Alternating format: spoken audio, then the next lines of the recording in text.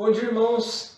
Hoje nós começamos a nossa primeira aula sobre o livro de Jó. O livro de Jó, ele é um livro do Antigo Testamento e a gente entende ele como um livro poético. E é um livro também sapiencial. Como assim um livro poético ou sapiencial? O livro poético é um livro escrito em versos, é um livro escrito de uma forma de um poema, onde há versos, há rimas, há uma estrutura para que aquele texto fosse bonito, para que aquele texto seja bonito, vamos dizer assim. E ele é um livro sapiencial, é sabedoria. Então ele é um livro que traz sabedoria.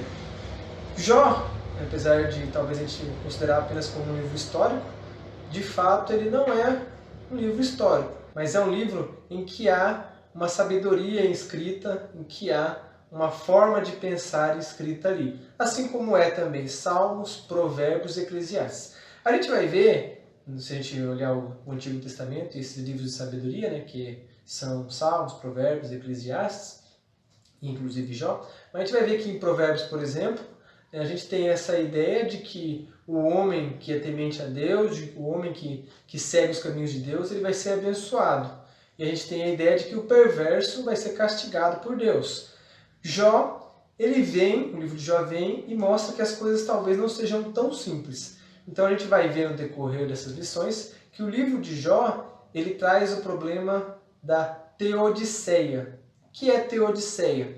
Teodiceia é a justiça de Deus. Tentar entender como Deus age, como Deus é justo, se o inocente sofre, se pessoas que não deveriam ou aparentemente não deveriam sofrer, se crianças que não deveriam sofrer, sofrem.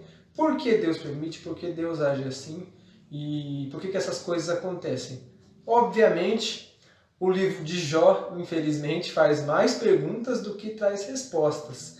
Mas, assim como é um desafio entender a palavra de Deus, assim como é um desafio viver o cristianismo, a gente vai entrar nesse desafio que é entender um pouco do que o livro de Jó quer nos dizer e aplicar na nossa vida prática. Então, pensando na estrutura de Jó, a gente tem que entender que ele é um livro de nome pequeno, Jó, mas ele não é um livro curto, ele tem 42 capítulos. Ele, como eu disse para vocês, ele é um livro que fala sobre sabedoria. Mas ele não fala sabedoria como Provérbios, por exemplo. O livro de Provérbios ele mostra as coisas de uma forma mais clara, de que o perverso vai ser castigado e que o temente a Deus vai ser abençoado. O livro de Jó, assim como o livro de Eclesiastes, mostra que as coisas não são tão simples assim. E isso mostra uma grande importância desse livro para que a gente consiga entender que nem sempre as coisas nas nossas vidas irão dar certo. Nem sempre as coisas para as pessoas boas, inocentes, irão dar certo, infelizmente. A estrutura do livro de Jó, ela é formada, no primeiro momento, pelo desafio de Satanás. Vou fazer um breve resumo da história, tá? Satanás desafia Deus dizendo que Jó, ele age de uma maneira bondosa para com todos porque ele é muito abençoado. E aí Deus deixa que Satanás retire todas as coisas de Jó. E aí Jó começa a perder família, perder amigos, perder parentes. E mais para frente Deus deixa que Jó seja de fato tocado. Então Jó tem feridas, né, tem a sua saúde debilitada aí. E aí Jó começa a questionar o motivo disso tudo, né? Jó começa a tentar entender o motivo disso tudo. Mas Jó não amaldiçoa a Deus. E no final a gente vai ver que Jó ele é restaurado, Deus restaura ele e lhe concede novamente mais do que ele já possuía anteriormente. Mas isso também é uma coisa para a gente se pensar, porque, por exemplo, um familiar, um parente, quando você perde ele, mesmo que Deus restitua um outro familiar, aquele parente foi perdido, né? Então a gente entende que esse livro é um livro poético, é um livro que traz versos, que traz um simbolismo, que tenta demonstrar, através de símbolos, como Deus age, como a humanidade se comporta, como o mundo funciona em algumas situações da nossa vida.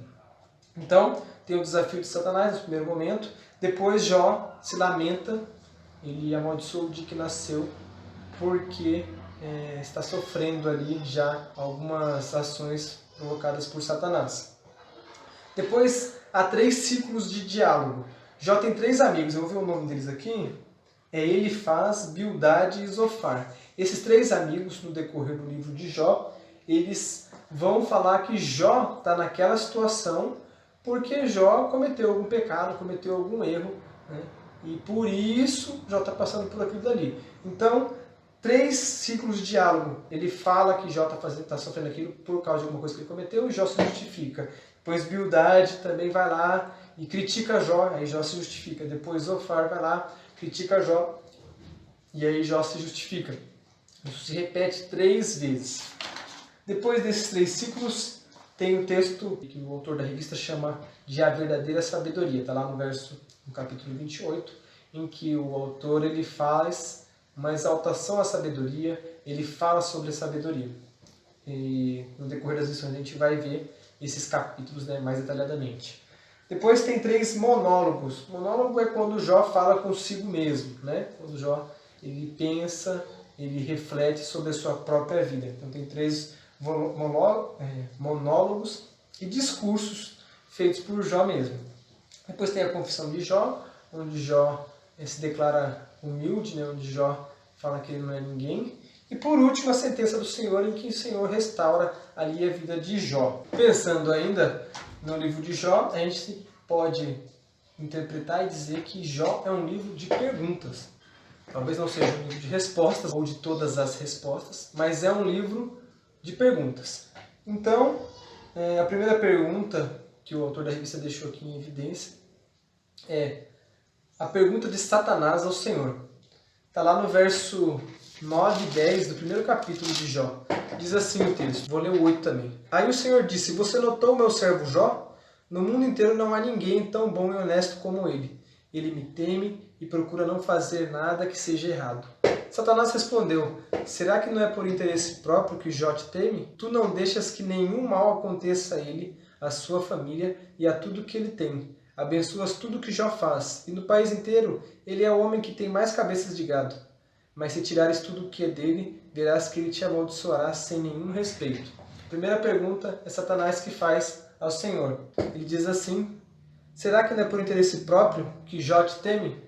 E aí fica também uma pergunta para nós. A que ponto nós estamos fazendo uma troca com Deus, ou uma religião de negociação, em que a gente teme a Deus, ou que segue a Deus para benefício nosso mesmo, para que a gente seja abençoado, e a gente usa isso, né? Vamos seguir a Deus para que a gente seja abençoado, vamos obedecer a Deus para que a gente seja abençoado. Até que ponto nós estamos pensando dessa maneira? É uma pergunta que a gente precisa refletir. A segunda pergunta é a pergunta de Elifaz, um amigo de Jó. Ele pergunta assim, Jó 4,17, diz assim o texto, será que alguém pode ser correto diante de Deus? Será que alguém pode ser puro aos olhos do seu Criador? Então Elifaz chega para Jó, vê Jó naquela situação, e ele já faz um raciocínio, e um raciocínio que às vezes a gente leva conosco, que a gente tende a utilizar, que é, se esse cara está passando por essa situação, alguma coisa aconteceu com ele, alguma coisa que ele fez desagradou a Deus, e por isso ele está sendo castigado por causa disso daí. E ele fala exatamente isso para Jó. Só que Jó, a princípio ali, a gente vê, depois vai se confirmando no decorrer do livro, Jó não cometeu absolutamente nada que fosse errado ali. Jó não deu motivo para que aquilo ali acontecesse. Mas o Elifaz foi lá e, como o Senhor da razão, ele faz essa observação para Jó. Será que alguém pode ser correto diante de Deus? Será que alguém pode ser puro aos olhos do seu Criador? Também é uma pergunta que a gente pode refletir. A terceira pergunta é a pergunta de Bildade. A pergunta de Bildade é uma suposição que Bildade faz de que Deus é justo e por isso Jó merece o que ele está sofrendo ali. Diz assim, a pergunta dele é assim, está lá no versículo 3 do capítulo 8. Será que Deus torceria a justiça? Será que o Todo-Poderoso faria o que não é direito? Então a gente vê que Bildade novamente faz uma crítica a Jó ali. A pergunta de Zofar está lá no capítulo 11, verso 7.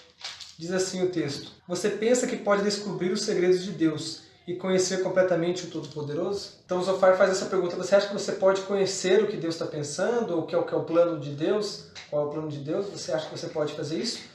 E aí a gente tem até uma ironia no texto, porque ele faz Zofar e Bildade, eles agem como se fossem donos da razão nos diálogos que ele tem com Jó. como se eles entendessem porque Jó está passando por aquilo dali, como se eles entendessem como é a forma de agir de Deus. E é uma ironia, porque eles falam para Jó, você não pode entender como é a forma de agir de Deus, mas eles acham que eles entendem. Zofar acha que entende qual é a forma de agir de Deus, e por isso que Jó está passando por aquilo dali. E a gente tem também uma pergunta muito bonita de Jó, uma pergunta que só vai ser confirmada de fato no Novo Testamento. Diz assim, Jó 14,14, diz assim o texto: mas será que alguém tornará a viver depois de ter morrido?